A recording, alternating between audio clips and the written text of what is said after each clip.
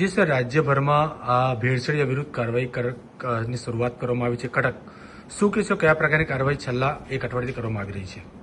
છેલ્લા 1.5 મહિનાથી આરોગ્ય તંત્ર કે આરોગ્ય વિભાગ અમારા દ્વારા ફૂડ એન્ડ ડ્રગ્સ વિભાગ દ્વારા જે ભેળસેળ કરી રહ્યા છે આ લોકોને કોઈ પણ સંજોગોમાં છોડવામાં નહીં આવે. આ એક પ્લાનિંગ સાથે અમારી ટીમ કામગીરી કરી રહી છે.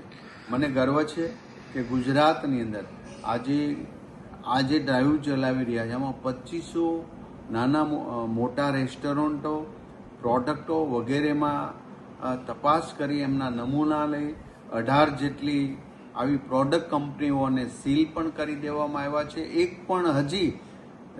એક પણ વ્યક્તિ કે આવું પ્રોડક્ટ કરનારને અમે બક્ષવાના નથી. આજે નહીં તો કાલે એને ત્યાં અમારું આરોગ્ય વિભાગ પહોંચે છે.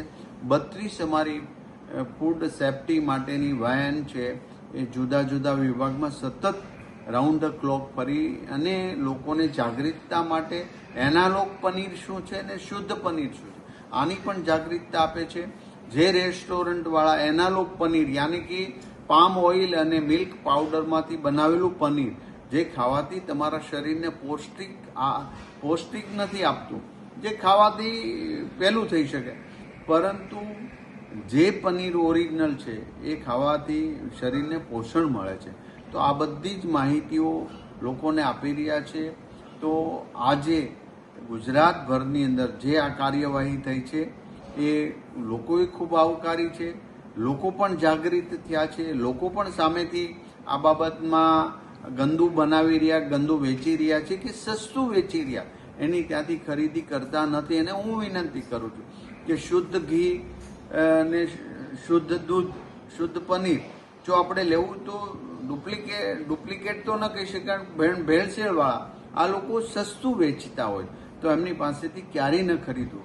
ખાસ કરીને મીડિયાના મિત્રો જે આ જાગૃતતામાં અમારા અભિયાનની અંદર જે સહયોગ કરી રહ્યા છે એમને પણ હું હૃદયપૂર્વક અભિનંદન પાઠવું છું. પોલીસ ડિપાર્ટમેન્ટ ખાસ કરીને એસઓજી દરેક શહેરની અંદર જે આરોગ્ય વિભાગને સહયોગ કરીને આવા મોટા પ્લાન્ટ છે જે ખરેખર માસ્ક પ્રોડક્ટ કરી રહ્યા છે એમને પકડીને આરોગ્યને સહયોગ કરી રહ્યા. ખાસ કરીને ગુજરાતમાં સુરત એસઓજી જે કામગીરી કરી રહી છે એને પણ હું અભિનંદન આપું છું. આ જ રીતે અમદાવાદ, વડોદરા, રાજકોટ બધી જગ્યાએ આરોગ્યને સહયોગ પોલીસ ડિપાર્ટમેન્ટ પણ એટલું જ કરી રહ્યું. તો તમામ એજન્સીઓ કામે લાગી ગઈ. આ ડ્રાઈવ નથી, સુધરી જાય, લોકોને છેતરવાનું બંધ કરે, પ્રોડક્ટ સારી બનાવે, સ્વચ્છતા જે ભલે નાનું પ્રોડક્ટ પોતાનું હોય પણ એકદમ સ્વચ્છ રાખે, લોકોના હેલ્થ સાથેના છેડા કરવાનું હવે બંધ કરે. એ જ અમારી આ અભિયાન છે અને લોકો સહયોગ આપી રહ્યા છે. અને આરોગ્ય વિભાગ આ એક દિવસ પૂરતું નહીં, કાયમિક માટે આ સિસ્ટમ શરૂ થાય એવો અમારો પ્રયાસ છે.